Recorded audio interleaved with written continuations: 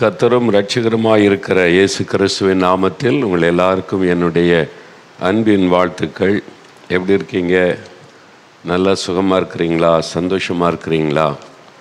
நீங்கள் எப்பவுமே மகிழ்ச்சியாக சந்தோஷமாக இருக்கணும். அதுதான் ஆண்டவருடைய விருப்பம். அதனால்தான் பலவிதமான ஜெபங்கள் ஊழியங்கள் எல்லாம் நியமிக்கப்பட்டு இருக்கிறது.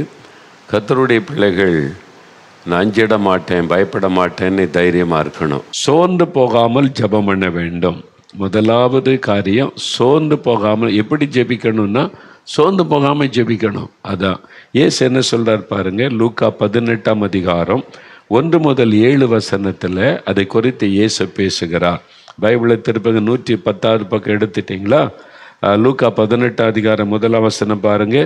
சோர்ந்து போகாமல் எப்பொழுதும் ஜெபம் பண்ண வேண்டும் என்பதை குறித்து இயேசு அவர்களுக்கு ஒரு ஓமையை சொன்னார். இயேசு சொல்கிறாரு, சோர்ந்து போகாமல் எப்பொழுதும் ஜெபம் பண்ண வேண்டும். அதில் முதலாவது என்ன சொல்லுகிறார்? சோர்ந்து போகக்கூடாது, சோர்ந்து போகாமல் ஜெபம் பண்ண வேண்டும். அப்போ நம்ம ஜெபிக்க ஒப்பு கொடுக்கும்போது நம்ம ஜெபிக்கிறோம், சபைகளுக்காக ஜெபிக்கிறோம், ஆத்துமாக்களுக்காக ஜெபிக்கிறோம், எழுப்புதலுக்காக ஜெபிக்கிறோம், தேசத்துக்காக ஜெபிக்கிறோம். இது மாதிரி ஜெபம் பண்ணும்போது நமக்கு விரோதமாய் சாத்தான் சில காரியங்களை கொண்டு வருவான். ஜெபத்தை தடுக்க, ஜெபத்தை முடக்க பிசாசு சில காரியத்தை செய்வான். ஏன்னா ஜெபம்னா சாத்தானுக்கு பிடிக்காத ஒன்று. ஜெபம் சாத்தானை பாதிக்கிற விஷயம். அதனால தான் அவன் ஜெபத்தை விரும்புவதில்லை, ஜெபத்தை தடுக்க முயற்சிக்கிற காரியத்தை நம்ம பார்க்கிறோம். ஜெபத்திற்கு விரோதமாய் சாத்தான் பயன்படுத்துகிற ஆயுதங்களிலே ஒன்று சோர்வு. சோர்வை கொண்டு வந்துட்டா ஜெபத்தை நிறுத்திடலாம், ஜெபத்தை தடுத்திடலாம் என்பது அவனுடைய காரியம். அதனால ஜெபிக்கிற மக்களுக்குள்ளே ஜெபத்தை குறித்த ஒரு சோர்வை அவன் உண்டாக்குவான். சொல்லுவாங்களா, நான் சோர்ந்து போயிட்டேன், முன்னெல்லாம் நான் அதிகாலையில் 4 மணிக்கு எழும்பி ஜெபம் பண்ணுவேன், இப்போ அப்படிலாம் ஜெபிக்கிறது இல்லை, ஜெபத்தில் சோர்ந்து போயிட்டேன். முன்னெல்லாம் நான் 2 மணி நேரம் 3 மணி நேரம் ஜெபிப்பேன், இப்போ பாருங்கள் அப்படிலாம் என்னால் ஜெபிக்க முடிவதில்லை, ஜெபத்தில் சோர்வு. பாருங்கள், இது நம்ம எல்லாருடைய வாழ்க்கையிலும் வரக்கூடிய ஒரு பிரச்சனை தான். அதை தாண்டி செல்லணும். இந்த சோர்ந்து போகாதபடி நம்ம ஜெபிக்கணும். இந்த சோர்வு எதனால் வருதுன்னா, ஜெபத்திற்கு பதில் வர தாமதிக்கும் போது ஒரு சோர்வு வரும். இப்போ நாங்கள் 78ஆம் வருஷத்திலிருந்து இந்திய எழுப்புதலுக்காக ஜெபிக்கிறோம். 45 வருஷமாக தினமும் எழுப்புதலுக்காக ஜெபிக்கிறோம். சில சமயம் சோர்வு வரும். இவ்வளோ காலம் ஜெபிக்கிறோம், இன்னும் நம்ம எதிர்பார்த்த எழுப்புதலை பார்க்க முடியலேன்னும் போது சோர்வு வரும். ஆனால் ஆண்டவர் தைரியப்படுத்தி, இன்னும் கொஞ்சம்தான், இன்னும் விடாதங்க, தொடர்ந்து ஜெபிங்க, தைரியப்படுத்தி பலப்படுத்தி நடத்தி கொண்டே வருகிறார். அப்போ அந்த சோர்வு என்பது ஜெபத்திற்கு பதில் வர தாமதிக்கும் போது ஒரு சோர்வு வரும். உங்கள் வாழ்க்கையில் கூட ஒருத்தருடைய ரட்சிப்புக்காக ஜெபிப்பீங்க, கணவருடைய ரட்சிப்பு, பிள்ளைகளுடைய ரட்சிப்பு, 5 வருஷம் 10 வருஷம் ஜெபிச்சாச்சு, ஒன்றும் நடக்கலையே, மன சோர்வு வந்துடும். ஏதோ ஒரு தேவைக்காக குடும்பத்துக்காக ஜெபிக்கிறீங்க, அது நடக்க தாமதிக்கும் போது ஒரு சோர்வு வரும். திருமண காரியம், கற்பத்தின் ஆசீர்வாதம், ஒரு வேலை காரியம், நீங்கள் எதுக்கு ஜெபிக்கும் போது உங்களுடைய சபையில் மாற்றம் வரணும், எழுப்புதல் வரணும், ஜெபிக்கணும், அது நிறைவேற தாமதிக்கும் போது ஒரு சோர்வு வரும். அது ஒரு நேச்சுரல். நீங்கள் அது மாத்திரம். 2வது, நம்ம எதிர்பார்த்தபடி பதில் வரலை அப்படின்னா சோர்வு வரும். நம்ம ஒரு எதிர்பார்ப்போடு ஜெபிப்போம், அது அப்படியே நடக்கலைன்னா சோர்வு வந்துடும். அப்போ நம்ம ஜெபிச்சோமே அப்படி நடக்கலையே என்பதாக. இதெல்லாம் நம்ம பார்க்குற விஷயம். வேறு புஸ்தகத்தில் ஆபிரகாம், ஆதியாகமம் 15ஆம் அதிகாரத்தில் ஆபிரகாமை கர்த்தர் அழைத்து ஆசீர்வதிப்பனை வாக்கு கொடுத்து சொந்த தேசத்தை விட்டு அவர் வந்துட்டாரா? இப்போ பாருங்கள், ஆதியாகமம் 15ஆம் அதிகாரம் 1 வசனத்தில் கர்த்தர் ஆபிரகாமுக்கு தரிசனமாகிறார். ஆபிரகாமே, நீ ஆண்டவர் ஆசையோடு ஆபிரகாமுக்கிட்ட பேச வருகிறார். என்ன பேசுகிறார் பாருங்க. அந்த காரியங்கள் நடந்த பின்பு கர்த்தருடைய வார்த்தை ஆபிரகாமுக்கு தரிசனத்தில் உண்டாகி அவர், ஆபிரகாமே நீ பயப்படாதே, நான் உனக்கு கேடகமும் உனக்கு மகா பெரிய பலனுமாய் இருக்கிறேன் என்றார். ஆண்டவர் ரொம்ப சந்தோஷமாக அவனுக்கு தரிசனமாகி, ஆபிரகாமே பயப்படாத, நான் இருக்கிற உனக்கு அப்படின்ற மாதிரி பேசுகிறார். அப்போ நம்மளார் என்ன சொல்லியிருப்போம், ஆண்டவரே என்கிட்ட பேசிட்டாரு, இந்த வார்த்தை சொல்கிறாரு, அப்பா இயேசுவே ஸ்தோத்திரப்பா, நீ மகிழ்ச்சி அடைஞ்சிருப்போம்ல. ஆபிரகாம் என்ன சொன்னார் பார்த்தீங்களா? அதற்கு ஆபிரகாம், கர்த்தராகிய ஆண்டவரே, அடியேனுக்கு என்ன தருவீர்? நான் பிள்ளை இல்லாமல் இருக்கிறேனே. தமஸ்கு ஊரானாகிய இந்த எலியேசர் என் வீட்டு விசாரணை கர்த்தனாய் இருக்கிறானே. தேவரீர் எனக்கு புத்திர சந்தானம் அருளவில்லை. நீங்கள் வாக்கு கொடுத்தீங்கல்ல, புத்திரன் தருவேன், குழந்தை தருவேன், நீ தரலையே. ஆபிரகாம் என்ன பதில் சொல்றார் பாருங்க. கர்த்தர் உற்சாகமாக பேசினா ஆபிரகாம் சொல்லுகிறார், என்ன பிரயோஜனம் ஆண்டவர், எனக்கு என்ன தருவீங்க? எனக்கு வாக்கு கொடுத்தபடி நடக்கலையே. சோர்ந்து போனார். ஆபிரகாம் தேவன் ஆசீர்வாதத்தை கொடுக்க தாமதிக்கும் போது மனசோர்வு. நம்முடைய ஜெபத்துக்கு பதில் வர தாமதிக்கும் போது சோர்வு உண்டாகும். அந்த ஆண்டவர் சொல்றாரு, சோர்ந்து போகாமல் நீங்கள் ஜெபிக்கணும். தாமதம் ஏற்படுகிறதுன்னு ஜெபத்தை நிறுத்திடக்கூடாது, சோர்ந்து போகக்கூடாது, தொடர்ந்து ஜெபிக்கணும். பாருங்க, 45 வருஷமாக ஜெபிக்கிறோம், விட்டு விடவில்லை. இன்னும் அதிகமாக ஜெபிப்போம், இன்னும் அதிகமாக ஜெபிப்போம்னு ஜெபத்தை அதிகப்படுத்துகிறோம். அப்போ சோர்ந்து போகாமல் நம்ம எப்போவுமே ஜெபிக்கணும். ஏற்ற வேளையில் பதில் வரும், ஏற்ற வேளையில் மாற்றம் வரும், ஏற்ற வேளையில் ஆவியானவர் ஊற்றப்படுவார், ஏற்ற வேளையில் சபைகளுக்குள்ளே மாற்றம் வரும். நாம் சோர்ந்து போகாமல் தொடர்ந்து ஜெபிக்கணும். இதான் ஆண்டவருடைய எதிர்பார்ப்பு. இப்போ எலியாவுடைய வாழ்க்கையை பாருங்களேன். எலியாவுடைய ஜெபத்தை குறித்து வேதத்தில் சாட்சி சொல்லி இருக்கிறது. எலியா நம்மை போல பாடுள்ள மனுஷனாயிருந்தும் கருத்தாய் ஜெபம் பண்ணினான் அப்படிலாம் சாட்சி கொடுத்துருக்குதில்ல. எலியா ஜெபிக்கிறார், அக்கினி இறங்கி வருது. எலியா ஜெபிக்கிறார், வானம் அடைக்கப்படுகிறது. எலியா ஜெபிக்கிறார், மரித்த பையன் உயிரோடு எழும்புகிறான். அவருடைய ஜெபத்தில் எவ்வளோ அற்புதம் நடக்கிறது. ஆனால் அந்த மனுஷர் கூட சோர்ந்து போனாராம். பாருங்க, 1 ராஜாக்கள் 19ஆம் அதிகாரம் 4வது வசனம் வாசித்தால், எலியா வனாந்தரத்தில் ஒரு நாள் பிரயாணமாக போய், போதும் கர்த்தாவே என்னை எடுத்துக்கொள்ளுன்னு சொன்னார். 1 ராஜாக்கள் 19ஆம் அதிகாரம் 4ஆம் வசனத்தில் இருக்கிறாரு. போதும் கர்த்தாவே என்னை எடுத்துக்கொள்ளும், என் பிதாக்களை காட்டில நான் நல்லவன் அல்ல என்பதாய் பேசுகிறார். என்ன எலியா அப்படி பேசுகிறாரு? வைராக்கியமாக கர்த்தர் தெய்வமாக, பாகால் தெய்வமானு சவால் விட்டார். ஜெபம் பண்ணும்போது அக்கினி இறங்கி வந்தது. அவர் ஜெபிச்சா மரித்த பையன் உயிரோடு எழும்புறான். எவ்வளோ வல்லமையான காரியம் நடந்தது. இப்போ என்னடா நான் எடுத்துக்கொள்ள ஆண்டவரேன்னு சொல்கிறாரே. சோர்ந்து போயிட்டார். ஏன்? எலியா ஜெபித்தபடி, எதிர்பார்த்தபடி காரியம் நடக்கலை.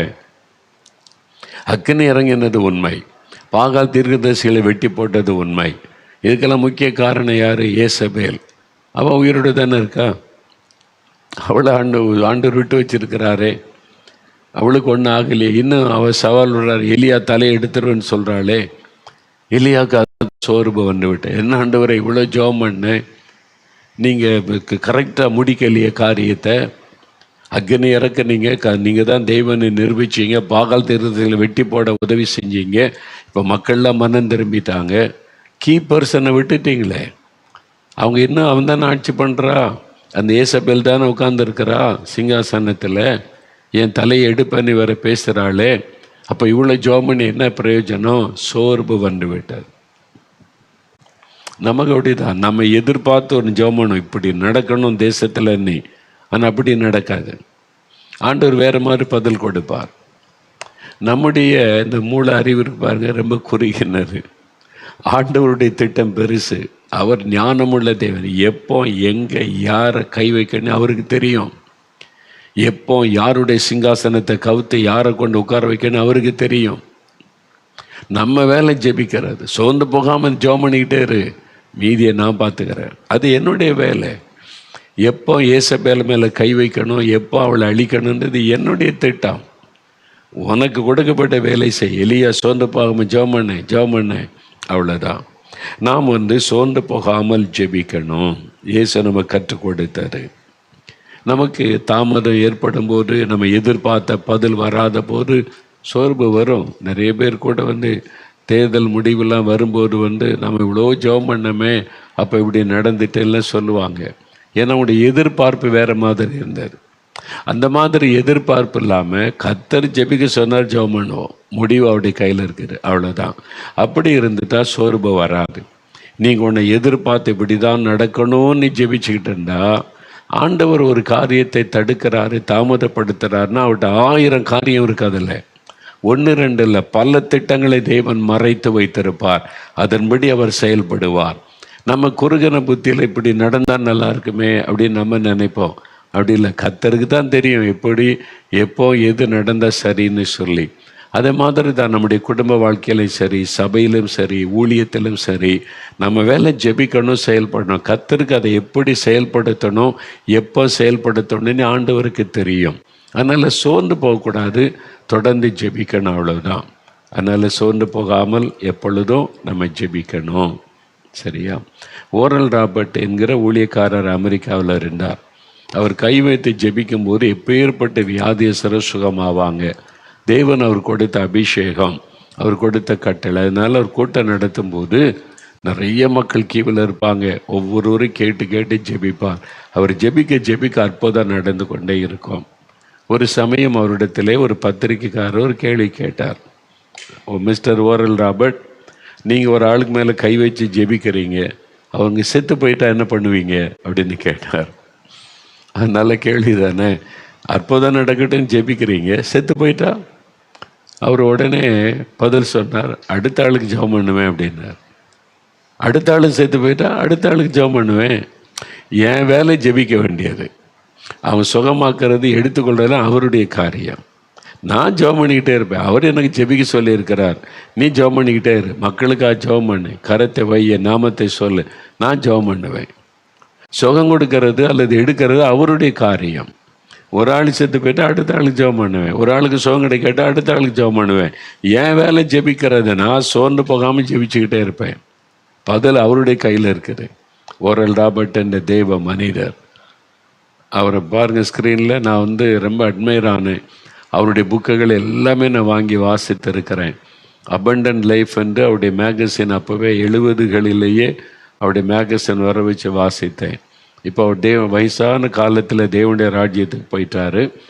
அவர் தான் ஓரல் ராபர்ட் யூனிவர்சிட்டியை ஸ்தாபித்தவர். அங்கே சமீபத்தில் போயிருந்து வாக் வித் ஜீசஸ்லாம் அங்கே எடுத்திருக்கிறோம். இப்போ நிறைய பேர் பார்த்துக்கிட்டு வர்றீங்க. நல்ல ஒரு தேவ மனிதர்.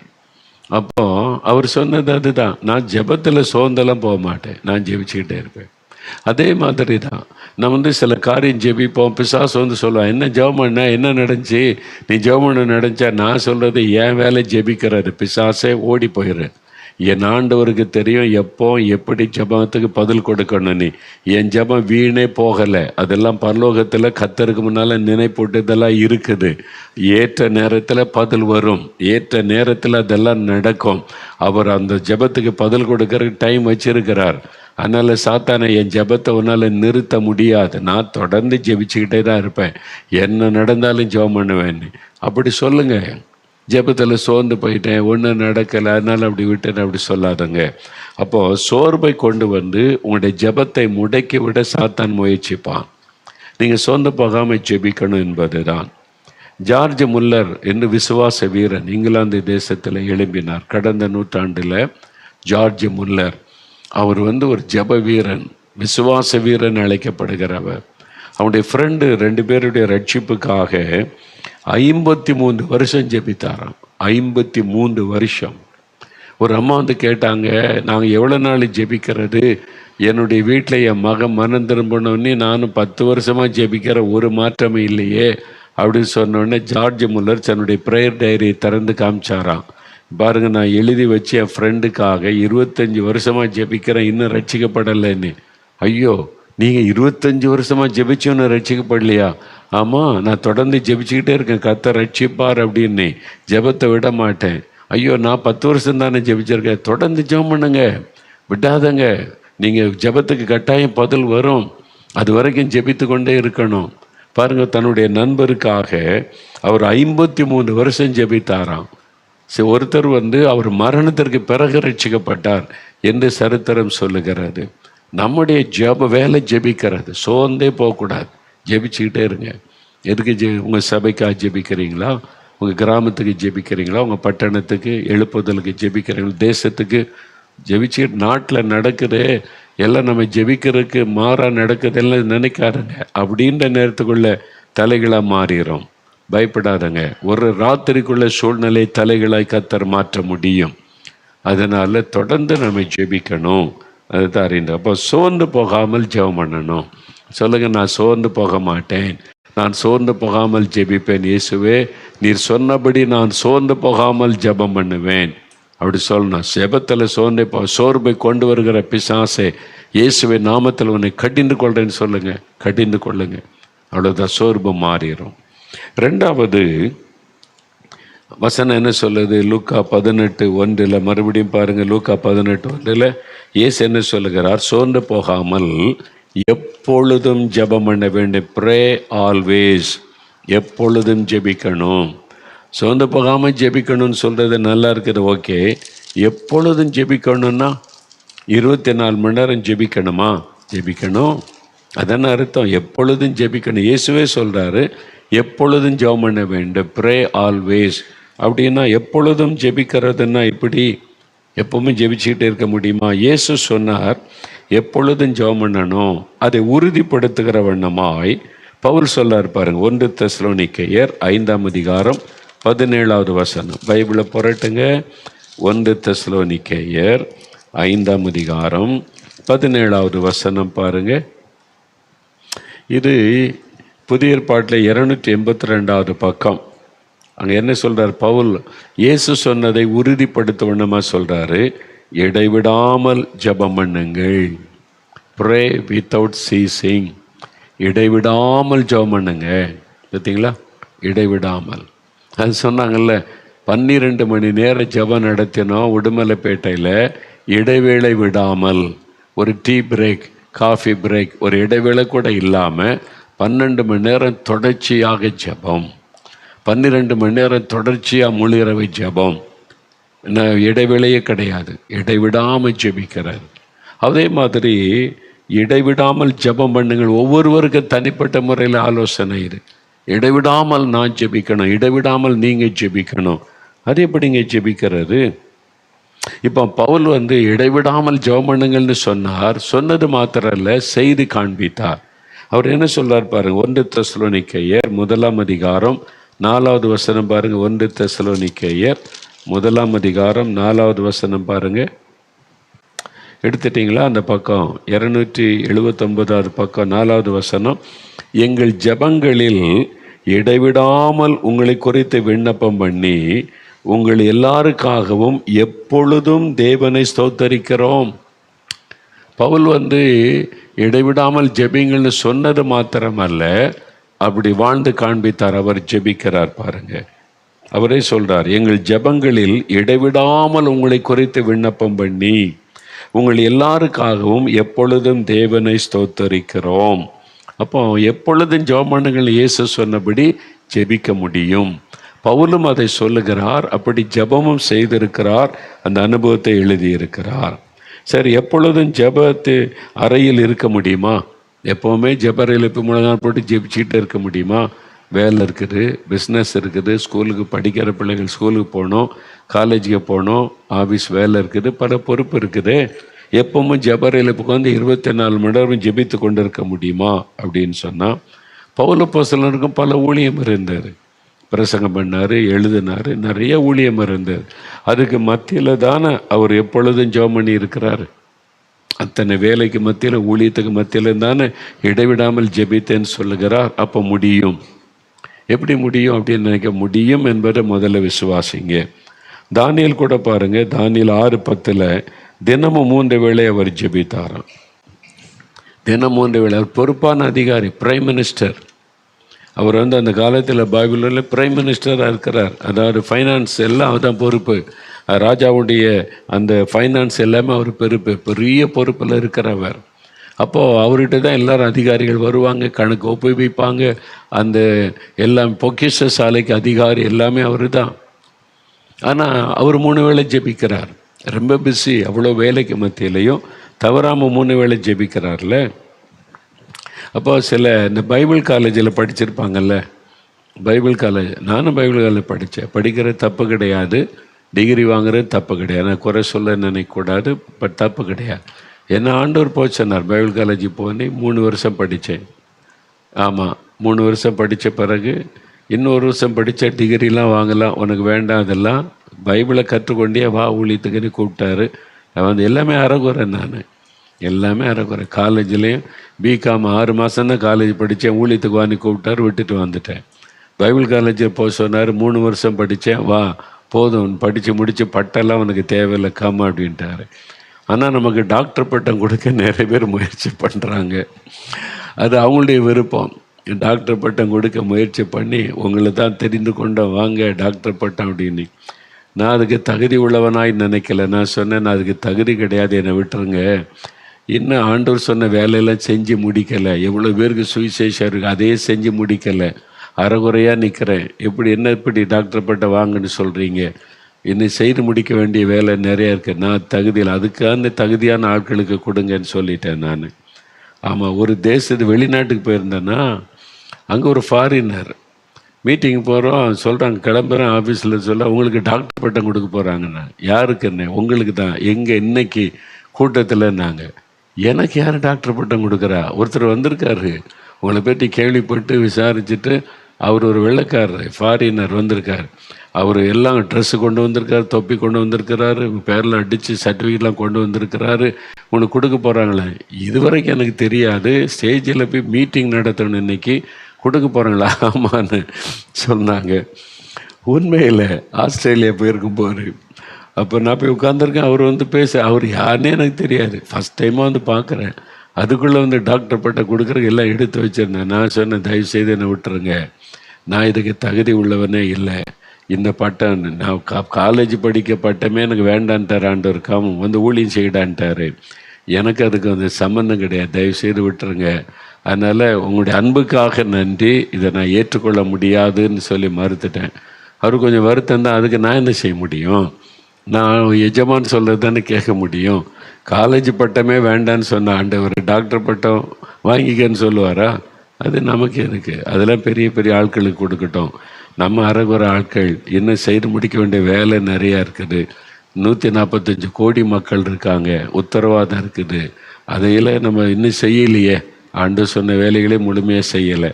அப்புறம் இப்படி பட்டம் பரலோகத்தில் போகும்போது அவர் ஒரு வார்த்தை சொல்லணும். அவர் பட்டம் கிரீடெல்லாம் எனக்கு ஞாபகமே இல்லை. பவுல் சொல்கிறார் கிரீடம் கொடுப்பாருன்னு. ஆனால் எனக்கு அந்த ஆசையெல்லாம் இல்லை. ஒரு வார்த்தை கேட்கணும் அவர்கிட்ட, நல்லது உண்மையும் உத்தமமான ஊழியக்காரனே, நீ கொஞ்சத்தில் உண்மையாக இருந்தால் எஜமானுடைய சந்தோஷத்தில் பிரவேசி. அந்த ஒரு வார்த்தை கேட்க தான் நான் ஊழியம் செய்கிறேன். வேறு எனக்கு ஆசையே கிடையாது. பரலோகத்தில் போனால் வலது பக்கம் இடம், இடது பக்கம் இடம், ஆளுகை செய்யணும், கிரீடம் கிடைக்கும், அந்த சிந்தே எனக்கு இல்லை. எனக்கு எங்கள் அப்பாவுடைய விருப்பத்தை நிறைவேற்றணும். இயேசு கிறிஸ்து என்னுடைய தகப்பன், என்னை நான் சாக கடந்து எனக்கு உயிர் கொடுத்தவர். அவர் என்ன சொல்கிறாரோ அதை செய்யணும், அவர் விருப்பத்தை நிறைவேற்றணும், அவர் ஆசையை செய்து முடிக்கணும். அதுதான் என்னுடைய ஒரே நோக்கம். அதுதான் நான் செய்து கொண்டு இருக்கிறேன். வேறு ஆசை எனக்கு கிடையாது. அதில் பேர் வேணும், புகழ் வேணும். அதனால தான் யார் திட்டினாலும் எனக்கு பெருசாக தெரியாது, புகழ்ந்தாலும் பெருசாக தெரியாது. ஆண்டவர் சொல்லி கொடுத்தாரு, ஒரு கூட்டம் புகழும் ஒரு கூட்டம் இகழும், ரெண்டுக்குமே செவி கொடுக்காத, இருதயத்தில் ஏற்றுக்கொள்ளாத, இந்த காலை வாங்கி இந்த காலை விட்டுட்டு போய்கிட்டே இருன்னு சொல்லி. அப்படி தான் இன்றைக்கி வரைக்கும் நடக்கிறேன். அதனால் புகழ்ந்தாலும் எனக்கு பிடிக்காது, நான் ஏற்றுக்கொள்றதில்லை, இகழ்ந்தாலும் ஏற்றுக்கொள்றதில்லை. அதனால் அப்படி இங்கே பாருங்கள், பவுல் அப்போஸ்தலன் அவருக்கு தான் பட்டம் கொடுக்கணும். எப்படி சாதித்த மனிதர் அவர், கண்டங்களை அசைத்திருக்கிறார் இயேசுவுக்காக. என்ன மாதிரி அவர் கூட நின்று பார்த்தா அவர் பக்கத்தில் போய் நிற்க நமக்கு அருகதை கிடையாது. அப்படி செஞ்சிருக்கிறார் பவுல் அப்போஸ்தலன். அவர் சொல்கிறார், இடைவிடாமல் ஜெபம் பண்ணுங்கன்னுட்டு அவர் ஜெபித்திருக்கிறார். நான் ஜெபிக்கிறேன் அப்படின்னு சொல்கிறார். ஊழியக்காரங்க கற்றுக்கொள்ளணும். தயவு செய்து நீங்கள் பாஸ்டராக இருக்கலாம், சுவிசேஷம் யாராக இருந்தாலும் இடைவிடாமல் ஜெபிக்கணும். பவுல மாதிரி அதை பழகுங்க. சும்மா வெளிநாட்டில் அமெரிக்கா ஊழியம் செய்கிறாங்க, ஃப்ளைட் வாங்கணும், இது வாங்கணும், விசுவாசம் இதெல்லாம் விட்டுட்டு பவுல் மாதிரி மாறன்னு ஆசைப்படுங்க. அவர் மாதிரி ஜெபிக்கணும், அவர் மாதிரி சுவிசேஷம் அறிவிக்கணும், அவர் மாதிரி ராஜ்யத்தை கட்டணும் இயேசுக்காக. அப்படி தயவு செய்து அவர்கிட்ட கற்றுக்கொள்ளுங்க. சும்மா அமெரிக்க ஊழியக்காரங்களை பார்க்காதுங்க. அந்த நாட்டுக்கு அவங்க கரெக்டு, நம்ம நாட்டுடைய ஊழியம் வேறு. அதை புரிந்து கொள்ளுங்க தயவு செய்து. அந்த மாதிரி டான்ஸ் இதெல்லாம் வச்சுட்டு தேவனுடைய ராஜ்யத்தை கட்ட முடியாது. கொஞ்சம் விசில் அடிக்கிற கூட்டத்தை சேர்க்கலாம், விசில் அடிக்காம கூட்டம்னு சொல்லுவாங்க அந்த காலத்தில், அந்த மாதிரி சேர்க்கலாமே தவிர தேவனுடைய ராஜ்யெல்லாம் கட்ட முடியாது. பவுலை பின்பற்றுங்க, அவர் சொன்னபடி நடங்க, தேவனுடைய ராஜ்யத்தை கட்டலாம். இடைவிடாமல் ஜெபம் பண்ணுங்க. அவர் சொல்கிறார்ல, அவர் ஜெபிச்சிருக்கிறார் பார்த்தீங்களா, இடைவிடாமல் அவர் ஜெபிச்சிருக்கிறார். இந்த பைபிள் காலேஜில் படித்த ஸ்காலர்ஸ்லாம் இருப்பாங்கள்ல, பெரிய ஆட்கள், தப்பில்லை. சிலர் வந்து நல்லா படித்து நல்லா பைபிள் டீச் பண்ணுவாங்க. அது நல்ல பைபிள் டீச்சர்ஸ் பாரு, பெரிய பெரிய ஊழியர்கள்லாம் பைபிள் காலேஜில் படித்தவங்க, தப்பு கிடையாது. பாஸ்டர் மோகன் எடுங்க, பாஸ்டர் கல்யாணகுமார் எடுங்க, அவங்களாம் டீச்சிங் பண்ண அப்படி இருக்கும். ஏன்னா அவங்க படிச்சிருக்கிறாங்க. இதெல்லாம் அது தப்பு கிடையாது. பைபிள் காலேஜில் படிங்க, அதில் பெருமை பார்க்குறதுக்கு ஒன்றும் இல்லை, கற்றுக்கொள்கிறது அவ்வளோதான். இப்போ அந்த பைபிள் காலேஜில் படித்த ஸ்காலர்ஸ் எல்லாம் ஒரு வீட்டில் கூடி அவங்க ஒரு பேசி கொண்டிருந்த போது இந்த வசனத்தை வச்சு பேசினாங்களாம். இடைவிடாமல் எப்படி ஜெபிக்க முடியுமா? இயேசு சொன்னார், இடைவிடாமல் ஜெபம் பண்ணுங்க, எப்பொழுதும் ஜெபம் பண்ணுங்கன்னு சொல்லியிருக்கார். அப்படி முடியுமா? ஒரு நாளில் 24 மணி நேரம் ஜெபிச்சுக்கிட்டே இருக்க முடியுமா? அது முடியாது அப்படின்னு அவங்களாம் பேசும்போது, அந்த வீட்டில் கூட்டி பெருக்குவாங்கல்ல, வேலை செய்வாங்க, சமையல் பண்ணுவாங்க, கூட்டி பெருக்குவாங்க ஒரு அம்மா. அந்த அம்மா இதை கவனிச்சுக்கிட்டே இருந்தாங்க. இவங்கெல்லாம் உட்காந்து பேசுகிறாங்க, பைபிளை தியானிக்கிறாங்க. அப்படி இடைவிடாமல் ஜெபிக்க முடியுமா? முடியாது, அதெல்லாம் கஷ்டம், இயேசு சொன்னபடியெல்லாம் ஜெபிக்க முடியாது அப்படின்னு. அப்போது இந்த அம்மா சொல்கிறாங்க முடியும் அப்படின்றாங்க. வீட்டு வேலை செய்கிற அம்மா பைபிள் காலேஜில் படித்த ஆள்கிட்ட சொல்கிறாங்க, என்ன முடியாது? முடியாத ஒன்று இயேசு சொல்லுவாரா? முடியும். அது எப்படி முடியும்? ப்ராக்டிக்கலாக சொல்லுங்கன்னா, இப்போ நான் இந்த வீட்டில் வேலை செய்கிறேன், நான் பெருக்கும்போது இந்த வீட்டை சுத்தம் பண்ணுற மாதிரி இயேசுவே என் உள்ளத்தை சுத்தப்படுத்தும், என் வாழ்க்கையை சுத்தப்படுத்தும்னு என் பரிசுத்தத்துக்காக ஜெபிச்சுக்கிட்டே வேலை செய்வேன். நான் போய் கிச்சனில் போய் அடுப்புக்கிட்ட நிற்கும் போது, நெருப்பு பற்ற வைக்கும்போது அந்த அனல் வீசல, ஆண்டவரே இந்த நெருப்பை மாதிரி எப்பவுமே எனக்குள்ள ஆவியானவர் கொழுந்து விட்டு எரியணும், நான் எப்பொழுதும் ஃபயராக இருக்கணும், ஆவியானுடைய வல்லமையில் நிறைந்து அக்னியாக நான் எப்பவுமே இருக்கணும் அப்படின்னு ஜெபம் பண்ணுவேன். அதே மாதிரி ஒவ்வொரு துணி துவைக்கும் போது அந்த அழுக்கெல்லாம் போதலாத மாதிரி என்னுடைய சிந்தனையை கழுவி சுத்தம் பண்ணும், என் கண்களை பரிசுத்தப்படுத்தணும்னு ஜெபம் செய்வேன். அப்படி ஒவ்வொரு வேலை செய்யும் போதும் நான் வந்து சமைச்சு ஆகாரம் கொண்டு வந்து பரிமாறும்போது, ஆண்டவரே நான் ஆவிக்குரிய அப்பத்தை, இயேசுவாகிய அப்பத்தை எல்லா ஜனங்களுக்கும் கொடுக்கணும், அதுக்கு எனக்கு உதவி செய்யணும்னு ஜெபம் பண்ணுவேன். ஒவ்வொன்றுக்கும் நான் ஜெபம் பண்ணுவேன். ஒவ்வொரு வேலை செய்யும் போதும் ஜெபம் பண்ணிக்கிட்டே இருப்பேன். முடியும். நீ என்ன வேலை செய்தாலும் ஜெபித்து கொண்டே செய்ய முடியும். பிஸ்னஸ் பண்ணாலும் ஜெபித்து கொண்டே செய்ய முடியும். அந்த அம்மா டீச் பண்ணுறாங்க, ஆமாம் உண்மை தானே அப்படின்னு. இப்போ உதாரணத்துக்கு பாருங்களேன், உங்கள் குழந்தைக்கு சுகம் இல்லை. இப்போது உங்கள் வீட்டில் உங்கள் குழந்தைக்கு சுகம் இல்லை, ஆஸ்பத்திரியில் வச்சுருக்குது, அதுக்கு டியூப்பெல்லாம் மாட்டி ஒரு ஐசி யூனிட்டில் வச்சுருக்காங்க, ஆபத்தான சூழ்நிலையில் குழந்தை வச்சுருக்கு. டாக்டர் சொல்கிறாங்க, நான் 24 மணி நேரம் கழித்து தான் சொல்ல முடியும் அப்படின்னு. அப்போ நீங்கள் சில வேலைகள் இருக்குது, நீங்கள் கடைக்கு போகிறீங்க, மில்க் வாங்கணும், சில பொருள் வாங்கணும், வெளியெல்லாம் போக வேண்டியது இருக்குது. அப்படி போகும்போது என்ன, நீங்கள் இப்படி நிலைமையில் இருப்பாங்க. நீங்கள் கடைக்கு போனாலும், வெளியில் போனாலும், வீட்டில் போய் குளிச்சுட்டு புறப்பட்டு வர போனாலும் மைண்டெல்லாம் எதை குறித்து இருக்கும்? குழந்தை பற்றியே சிந்தனை ஓடிக்கிட்டே இருக்கும். பிள்ளைக்கு என்ன ஆகுமோ, எப்படி ஆகுமோ, சரியாயிருமோ, அந்த 24 மணி நேரமும் சிந்தை இல்லாத ஓடிக்கிட்டே இருக்கும். ஆனால் நீங்கள் பஸ்ஸில் போவீங்க, வேலை செய்வீங்க, குளித்து புறப்படுவீங்க, பால் வாங்குவீங்க, எல்லாம் வேலை செய்தாலும் மைண்டு முழுவதும் ஆஸ்பத்திரியில் இருக்கிற குழந்தை மேலே ஓடிக்கிட்டே இருக்கும். பார்த்தீங்களா? இடைவிடாமல் அதை நினச்சிக்கிட்டே இருப்போம்.